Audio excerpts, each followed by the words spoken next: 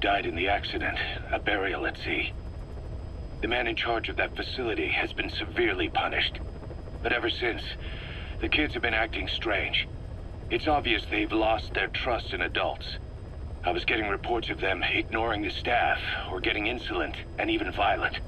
And a few days later, several of the kids did a disappearing act.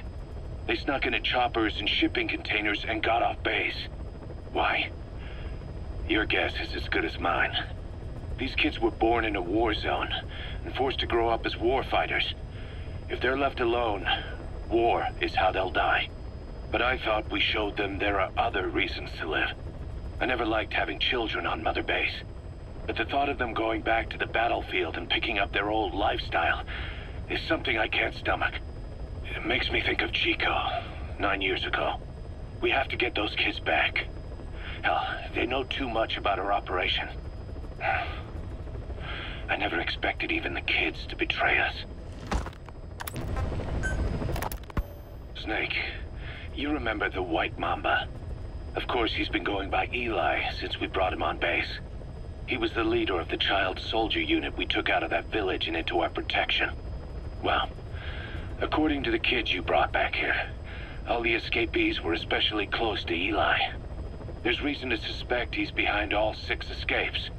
We've already detained him. I'll be questioning him shortly. Wait.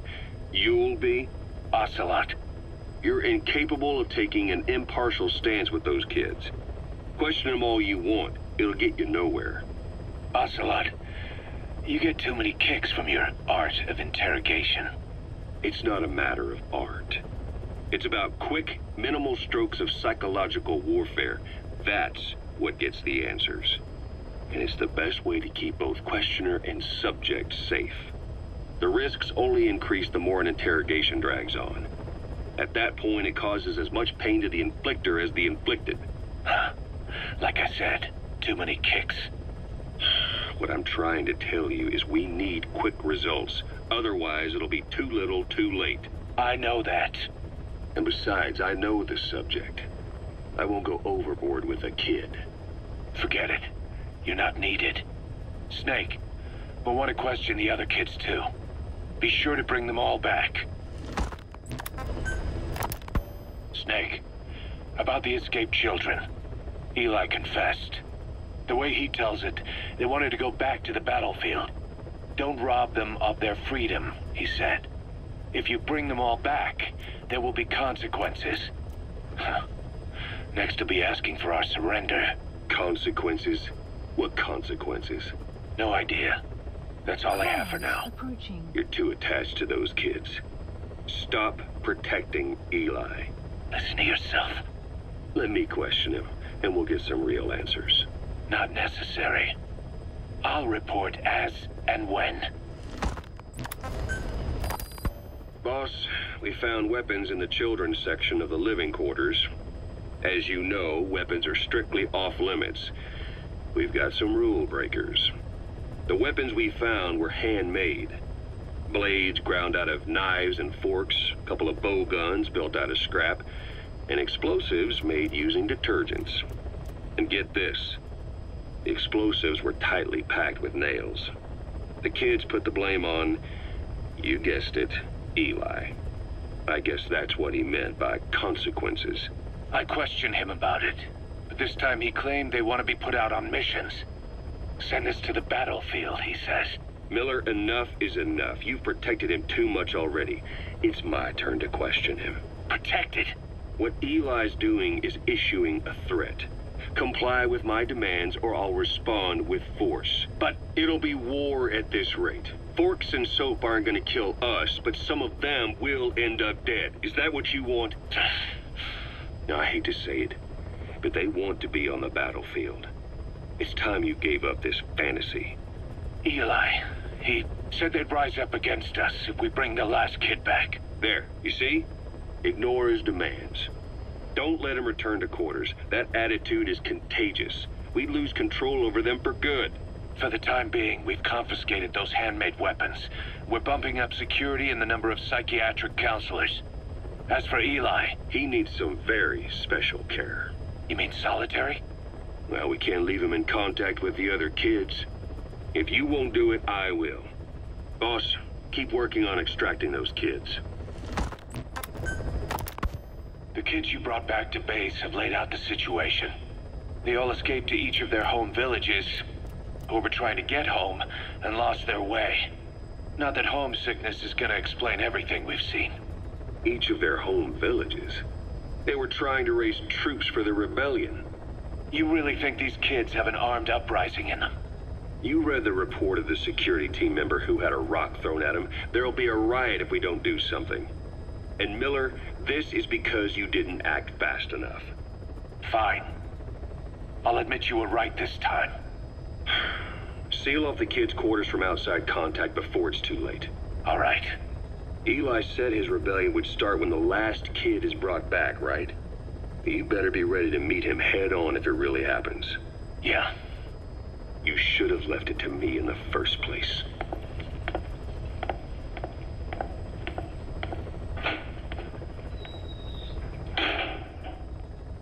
Boss, they're just kids. We have a responsibility to see that those kids make it. It's not about feeling protective or the pros and cons. I hate kids. That's exactly what I heard from the people who raised me. People who abandoned me, more like. That's the spark that kept me going, you know? I wanted to show those adults what I was made of. Wanted to get back at them one day. But before I knew it, I was all grown up. Never saw it coming. All of a sudden, people treated me as an adult. Some adult I turned out to be. But I feel like if my life had been different, if the adults I knew had been different, I could have grown up better. Yeah, that's it, all right. I wanted to use those kids to test that theory. That's all this was. From their point of view, I'm no different from the assholes who gave me a hard time. When this is all blown over, I'll talk it out with them. If that's still possible. Boss, there are still kids out there. Bring them back safe. Boss, it's me. Eli's revealed what he wants. He wants to speak with you. With Big Boss. He just said, bring my father here. Eli's too smart for his own good. No way to tell what he's thinking. All we know for sure is his men are important to him. That means we can use the escaped kids as leverage in any negotiation. Once you've brought the last one back, I'll interrogate him. If the kids do rise up, we'll meet them full force. End of story. I didn't want things to turn out like this. We could have prevented it, but it's too late now. If Eli means to take this all the way, he's gonna force us to do the same. Boss, go get that last kid. You know, when you brought back all the child soldiers who escaped, Eli knew they'd returned. Needless to say, nobody said a word to him. I guess they got a message to him somehow. Eli wasn't put in the corner in time out. He was locked up in that room, completely cut off from the outside world. Then how'd he find out? There's only one possibility I can think of. The Soviet Union has been researching military applications for psi phenomena. Psi? Things like psychokinesis and ESP, extrasensory perception. You mean moving objects without touching them? Knowing what cards somebody's holding up? Psychic powers? Come on. I thought that was just another bunch of disinformation aimed at the West. Just bear with me a second. One type of ESP is telepathy. It's the ability to know another person's thoughts through nonverbal means. You're saying Eli read our minds? It's the only idea that doesn't involve someone getting to him. Ocelot. Look, psi research isn't some hocus pocus. It's all evidence-based, scientific... There's gotta be another explanation. Maybe one of the kids stuck a note to your back. I hope that's the case. But I am convinced that they have, or Eli has, a connection to some force we have yet to identify. You better watch yourself, boss. How am I supposed to do that? If he is depending on something for help, well, that's his Achilles heel. If you can figure out what that something is, you might be able to use it against him. I'll keep that in mind. Oh, and the medical team is looking after the kids left on Mother Base. For the moment, they don't seem too panicked. But boss, get this. Eli got those kids to plot their armed uprising as a diversion. Also, he could steal Sahelanthropus and escape. That brat got us good. Set us up and knocked us down. And then there's that mystery kid who was with Eli. With those two working together, I'd say things won't be over for a long time yet. We finished decoding the informant's report. That floating kid we've run into a few times now.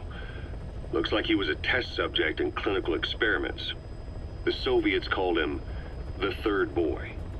The Third Boy was brought to a lab on the outskirts of Moscow from Czechoslovakia, after which he was due to be sent to a research center in Leningrad, then Siberia, and finally an academic town in Novosibirsk. It doesn't appear that the researchers witnessed the talents we've seen from him, but nevertheless he was quite the popular subject. His latent cognitive abilities suddenly awoke en route to Moscow. According to the report, the Third Boy was easily influenced by other individuals' biofields. Evil thoughts, in particular. They affected his mind like a virus. Extreme anger or resentment, motives for revenge, in other words. Now, during the transport flight to Moscow, the boy was exposed to a powerful mental energy field coming from a certain individual. Ever since, being conscious of his powers, he's become a sort of energy generator. What's unique about him is the way his acute telepathic abilities get taken over by another person's will. The boy began to physically parasitize individuals experiencing extreme anger and codify the host's desires. This includes amplifying the host's natural strengths. Or, in accordance with the host's desires, he can also implant program code in another individual, making them a puppet, essentially. Human neural synapses transmit weak electrical currents between neurons. These electrical currents, though at a level difficult to observe, warp the magnetic field outside the body. The Third Boy is able to pick up these weak fluctuations. Contrary to psychotronics, which involves controlling the human mind, his abilities as a receptor are too high. The emotions he picks up from another individual are amplified and unleashed into his body as they recur in his brain. They turn into microwaves, which then affect the physical world, triggering paranormal phenomena like the spontaneous combustion of organic matter or psychokinesis, moving an object without touching it. There's one other thing. While he's parasitizing a host, the boy's ego gets shut away, allowing the will of the host to take control of his powers, like some annoying static drowning out your own voice. That means he isn't responsible for what's been happening. Somebody's extreme anger has manifested through the Third Boy's powers in ways none of us could have predicted, which would mean this was going on somewhere around us. Looking back on it, a lot of things make sense now. The man on fire, Sahelanthropus, they both came to life thanks to the Third Boy's powers. Everything has been happening through him as a catalyst. We first saw him in the hospital on Cyprus. The boy parasitizing the man on fire's desire for revenge gave him his new abilities in return. He next appeared at the Hamid Fighters Fort where the honeybee was hidden. There, the boy parasitized Skullface's vengeful mind. He controlled Sahelanthropus, making it do whatever Skullface wanted. Same goes for when we extracted Emmerich onto the chopper. When he appeared at the Devil's House in Central Africa, Skullface's will controlled the man on fire via the Third Boy's powers. Everything is clear up to this point. But even the informant couldn't pinpoint who the host was in the cave within Serac power plant. Sahelanthropus suddenly became active, then crushed not only the man on fire, but Skullface as well. Surely neither of them could have been the host. Who else was at that location and bore anger more extreme than either of them? Whose will was controlling Sahelanthropus? According to the report, emotions transmitted in children's brains affect the surrounding magnetic field more strongly. Cerebral nerves are covered with insulation called myelin sheaths to increase impulse speed. The reason for this leakage has to do with the fact that children's myelin sheaths are still developing. So, how many children do you remember being there? Children with a burning desire for revenge and bearing a grudge against you. I can think of only one. Eli. We don't know what kind of life he's had, but the resentment he's shown toward adults is nothing short of extraordinary. The Third Boy resonated with Eli's mind. And that means Eli bore the strongest animosity of all individuals within the boy's reception range, estimated to be a 3-mile radius, beating out even Volgan and Skullface. The third boy has probably remained hooked on Eli's anger since. You remember at the Devil's House, the third boy showed an interest in Shabani? That must have been his ego making a rare appearance. He may possess abilities far beyond anyone else in the world, but he's still a kid. Maybe them both being kids was enough to bring them together. And if so, maybe with Eli, he isn't feeding off him, but acting in symbiosis with him. So what kickstarted the third boy's powers? If we look at the location and time that his plane went down, we can make a pretty good guess. When the plane experienced the first anomaly, it gave an accurate report of its position to a control tower, due north of the Black Sea, 125 miles east of Kiev. Dead south on the Black Sea is Cyprus's Green Line. So the plane's position was directly north of the hospital where you'd been asleep for 9 years. And this anomaly was reported at exactly the same time that you woke up. The plane was enveloped in flame from the inside out. The fuselage burnt to ashes. There were no survivors, at least not publicly admitted. Your thoughts formed a synchronicity with the boy's psyche and were amplified inside his brain. That would have been more than enough to trigger his abilities.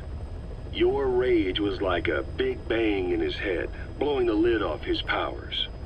The boy was then secretly moved to the lab outside of Moscow where Volgan was comatose. There, Volgan's thoughts resonated with the boy and he was awakened. Volgan became the man on fire, hell-bent on getting revenge on you. His instincts led him straight to you. Skullface knew Volgan from Operation Snake Eater, or perhaps from even before. Monitoring this pair of extraordinaries, he discovered the hospital and sent his assassin and XOF. Skullface was probably watching the situation from close by. Then, realizing how useful these two test subjects could be, he approached them. Reacting to Skullface's thirst for revenge, this time the boy let Skullface's will control Volgan. Volgan, at times driven by personal revenge, at times through Skullface's will, kept on moving, though his body was little more than dead meat. Perhaps there were moments where even your thoughts affected him as well. But without the boy's power, it was like the plug had been pulled from the socket. Everything was powered by anger, malice, revenge. This is how the end of the report sums things up. Both the third boy and the man on fire were originally test subjects of paranormal research for military applications, like telekinetically controlling the leader of an enemy nation and making him launch a nuke, or stopping the heart of someone on the wrong side of the Berlin Wall, experimenting with latent human abilities. They were used as tools of the Cold War. The boy's only crime was being born with unique gifts. But he was sacrificed on the altar of war. His life reduced to slavery under other people's wills. Turned into a living weapon with no will of his own. And eventually the only emotion he could feel must have been the desire to get revenge for the hand he'd been dealt. Boss, it's you that awakened the boy's powers. But there's more to it than that. I guess the anger emanating from you was something he could truly relate to.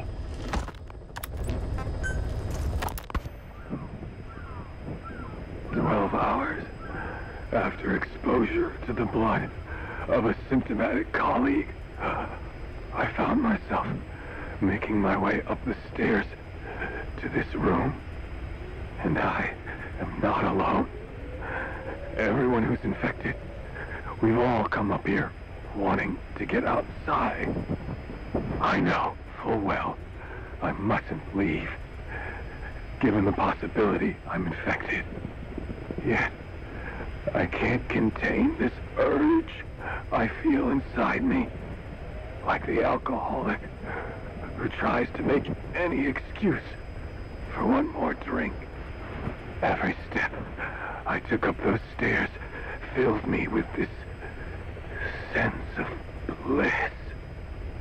I still have all my wits about me. It took no time at all to rewire the electronic lock and open the emergency exit. Then, just as I was about to set foot outside, I finally realized what was going on. This desire for freedom is not my own, but that of the vocal cord parasites inside me. They want the ravens to feed on us, pecking us to death, attracted by these sweet secretions. They have mutated to facilitate this. The sweet smell is powerful enough to attract even a species with such a weak nose. So, before the parasites take complete control, I must. Most of the staff in here are already infected. At least, everyone I've looked at is. Infection with this parasite causes a high fever in the pharynx. I have modified a pair of night vision goggles to react only to this temperature range. With these goggles, you can identify who is infected.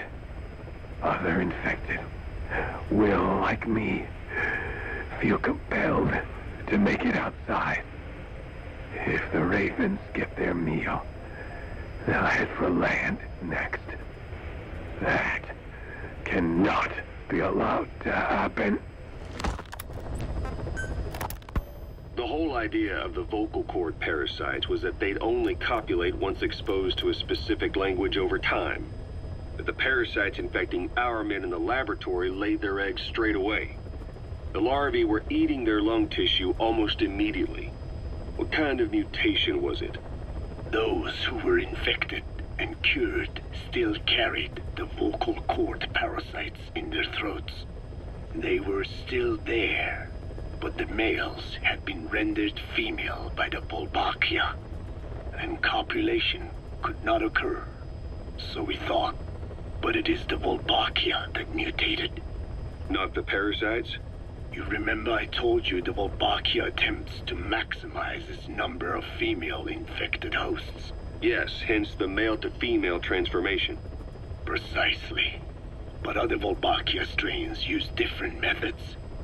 Cytoplasmic incompatibility, killing the males, and parthenogenesis. Parthenogenesis? Aphids? Aphids use that to reproduce via females only. Very good. The females lay their eggs without a male present, creating clones of themselves in explosive numbers.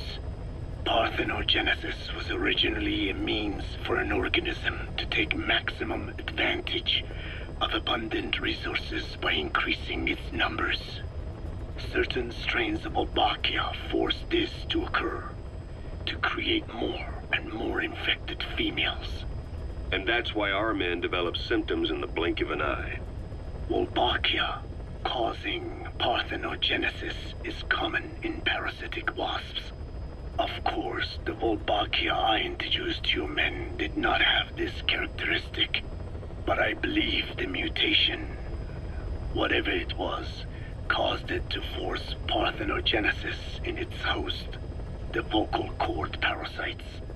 The Wolbachia we used to prevent egg laying became the agent of limitless reproduction. There's something else.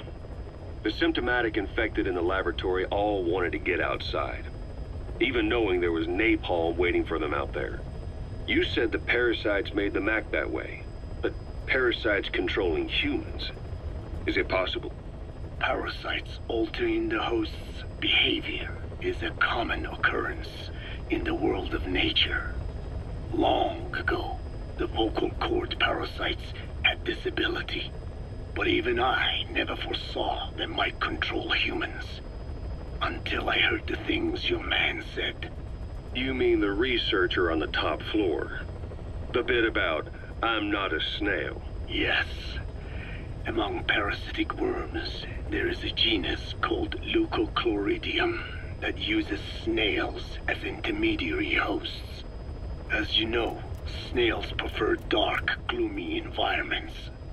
But once parasitized by leucochloridium, they desire to be in the light. And that is not all. The parasitic worms thrust themselves into the snail's antennae, making them swell to abnormal size. The snail, meanwhile, frantically wiggles its antennae as the parasites squirm inside.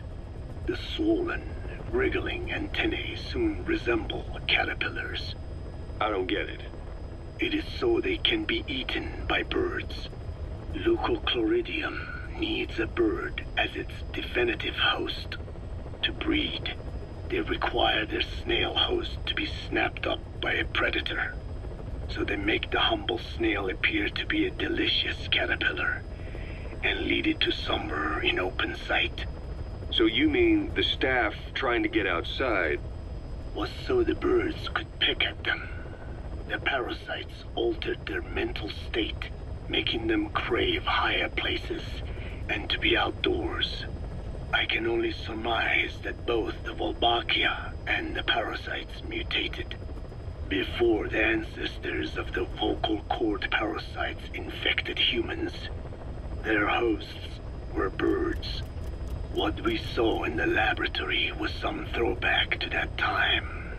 The parasites attempting to make birds their intermediary hosts. It sounds insane. A praying mantis that is host to a parasitic hairworm will dive into water and drown itself, just so the hairworm can lay its eggs in water. Rats infected with Toxoplasma gondii lose their instinctive caution and run right up to cats. Just some of the many ways parasites control the host. But we're humans. Surely our minds are too complex for that. I thought just the same. Free will is what makes us human, so it never occurred to me that the parasites could be controlling the symptomatic. But the mood, the will of a person can be easily affected by the balance of their cerebral substances. Take the toxoplasma I mentioned. It does infect humans, and it is thought the infected develop a more reckless attitude. But to think that mutations occurred in both the Wolbachia and its parasite hosts. Your observation is most apt. Both mutations occurring at once indicates the presence of a powerful mutagen. I see. Keep working on narrowing down what it was. I want to thank you, Code Talker. Your pinpointing the cause of the vocal cord parasite's mutation enabled us to purge an enemy from Mother Base. You mean that scientist? Yeah, I was convinced he betrayed us, but I was wrong. He was never on our side to begin with, so ultimately there was no traitor among us. And yet I made everyone distrustful with my talk of spies, the end result being men turning on each other in the laboratory. You must not blame yourself. They were all infected with the mutated strain. The outcome would have been the same. You know, we defeated Skullface, but it didn't lessen our pain. It's a pain we'll never be rid of. I see that now, but I thought I could burn it away. In the end, all I burned was our own men. Infectious diseases, parasites. Without such foreign enemies, the immune system will start attacking the body, developing allergies and autoimmune diseases. The same is true of organizations. You're right. But I do not deserve to rebuke you. My desire to retaliate against the English language is what attracted me to the vocal cord parasites in the first place. Had it not been for that, I would never have been used by Skullface. We both allowed revenge to crawl into our minds and lay its eggs. Sahelanthropus will unleash that thirst onto the future. How long are we going to be tormented by what he left behind? There is no choice but to live with that pain. Be symbiotic with our vengeful nature. Whatever we do, We must not allow that thirst for revenge to control us.